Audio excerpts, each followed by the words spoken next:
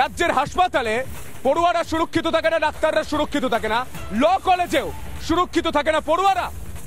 সরাসরি সৈকত রয়েছে। সৈকত, মনোজিৎ যেভাবে এই ল কলেজকে চালাতো তাতে মনে হচ্ছে এই ল কলেজে পশ্চিমবঙ্গ সরকার বা তৃণমূল সরকার বা মমতা বন্দ্যোপাধ্যায়ের সরকারের কোনো হাত ছিল না। মনোজিৎ একটা নিজের সরকার চালাতো, মনোজিৎ সরকার। সৈকত,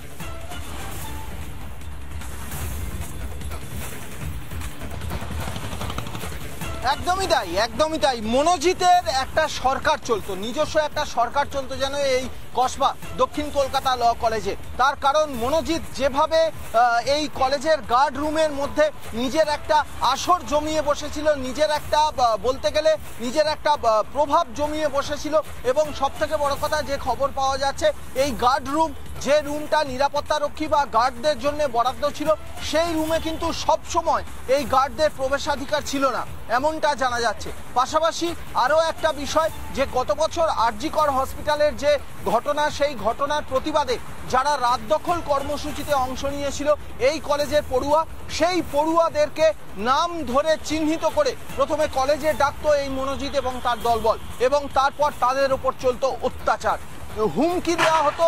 এমনকি একজন পড়ুয়াকে দক্ষিণ কলকাতার গড়িয়াহাট এলাকা লেক এরিয়া সেখান থেকে তুলে আনা হয়েছে, তুলে এনে কসবা এলাকায় আনা হয়েছিল এবং তাকে মারধর করা হয়েছিল রাস্তার ওপরে, মেরে রাস্তার ওপরে। একদমই সৈকত, এখানেই তো প্রশ্ন যে একজন ছাত্রকে তুলে এনে মারধর করা হচ্ছে, রাস্তায় ফেলে মারছে, সে পুলিশে অভিযোগ জানাচ্ছে, তারপরও মনোজিৎ এই এই এই এই খোলা আকাশের নিচে ঘোরে কি করে? শুধু মনোজিৎ নয়, আপনাদের মনে করে দিই, যোগেশচন্দ্র কলেজ মনে আছে? সাব্বির তৃণমূল ছাত্র পরিষদ করতো বলে সাব্বিরের পাশে মন্ত্রীরা পর্যন্ত দাঁড়িয়ে গিয়েছিল। সেই সাব্বিরের বিরুদ্ধে মহিলাদের উপর অত্যাচার করার অভিযোগ উঠেছিল সরাসরি সেই যোগেশচন্দ্র কলেজের অধ্যক্ষ। তিনি ঠিক কি বলছেন এই ঘটনায়, শোনায় আপনাদের, শুনুন। সিতে একজন অধ্যক্ষকে রাস্তায় বসতে হয় চেয়ার নিয়ে, বহিরাগত মুক্ত, দুর্বৃত্ত মুক্ত, সুস্থ কলেজ প্রাঙ্গণ, এটাই আমার দাবি ছিল। যদি এই কলেজেও এইরকম ভাবে প্রতিরোধ হতো, আমার ওপরে কম নির্যাতন হয়নি এই কাজটা করার জন্য। সরব না হওয়ার পরিণতি হচ্ছে একজন ছাত্রী তার চূড়ান্ত অবমাননা। যে দুর্বৃত্তরা কাজ করলো তারা কে? তারা শাসক দলের সঙ্গে যুক্ত। কখনো সাব্বির, কখনো মনোজিৎ, কখনো যোগেশচন্দ্র কলেজ, কখনো কসবা ল কলেজ। এই ঘটনা কেন ঘটছে? তার কারণ এই ঘটনা ঘটাচ্ছে যারা টিএমসিপিরা, তারা তাদেরকে বারবার তৃণমূলের নেতা নেত্রীরা ছাতা দিচ্ছে, ছায়া দিচ্ছে, প্রশ্রয় দিচ্ছে, আশ্রয় দিচ্ছে। প্রমাণ করে দিন মদন মিত্র, তিনি ঠিক কি বলেছিলেন?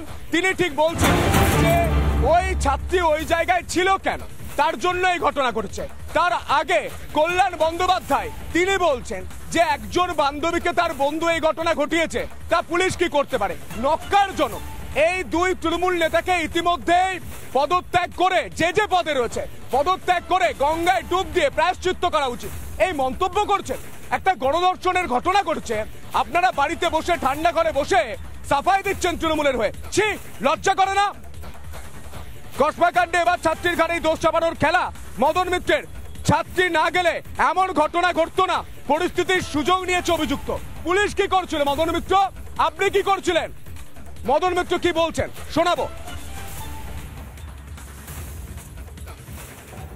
दुनिया की सबसे बड़ा गंदा काम, सबसे नोंगरा काम यह है। लेकिन कस्बा की घटना से एक मैसेज आ गया पूरा लड़की लोग, पूरा स्टूडेंट लोगों को पास, जे अगर आपको किसी जान पहचान ने बुलाए तो जिस दिन कॉलेज बंद है, परीक्षा चल रहा है, आपको यूनिट की कुछ बनाएगा तो आप मत जाइए, इसमें आपको भला नहीं होगा। वो लड़की अगर नहीं जाता तो ये घटना नहीं घटते थे। अगर जाने का टाइम लड़की किसी को बता के जाते थे, दो सहेलियां लेके जाते थे, ये नहीं घटते। जो गंदा काम किया वो he had taken the advantage of the situation।